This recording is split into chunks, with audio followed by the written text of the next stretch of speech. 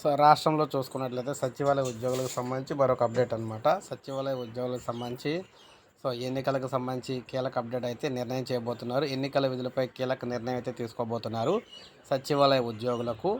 అసలు రాష్ట్రంలో సార్వత్రిక ఎన్నికల నిర్వహణకు ముమ్మరంగా ఏర్పాట్లు జరుగుతూ ఉన్నాయి. నామినేషన్ల పర్వం కొనసాగుతూ ఉంది.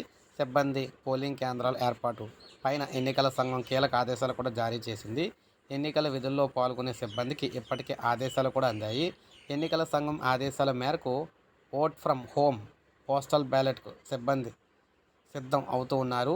ఇదే సమయంలో సచివాలయ సిబ్బంది ఎన్నికల విధులపైన కీలక నిర్ణయం తీసుకున్నారు. రాష్ట్ర వ్యాప్తంగా ఉన్న సచివాలయ ఉద్యోగులందరికీ కూడా వీరికి కూడా ఎన్నికల విధుల్లో భాగస్వాములు అయితే కాబోతున్నారన్నమాట. దీనికి సంబంధించి ఎన్నికల ప్రధాన అధికారి గారు అయితే క్లియర్గా నిర్ణయం అయితే ప్రకటించడం అయితే జరిగింది. వీరిని కూడా ఎన్నికల విధుల్లో భాగస్వామ్యాలు చేస్తున్నట్లుగా మనకు క్లియర్గా అయితే తెలుస్తుంది అనమాట. ఎందుకంటే వీరు ప్రభుత్వ ఉద్యోగులు కాబట్టి. ఈ విధంగా మనకు అప్డేట్ అయితే రావడం జరిగింది. లైక్ చేయండి, సబ్స్క్రైబ్ చేసుకోకపోతే మన ఛానల్ సబ్స్క్రైబ్ చేసుకొని ఫాలో అవుతూ ఉండండి.